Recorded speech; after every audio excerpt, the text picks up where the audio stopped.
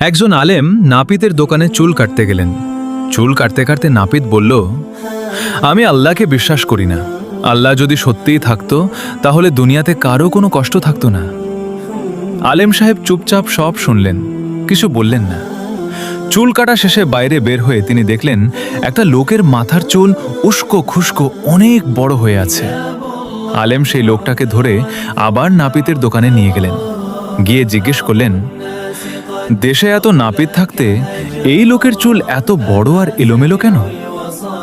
নাপিত হেসে বলল, হুজুর, চুল কাটার জন্য তো তাকে আমার কাছে আসতে হবে আগে।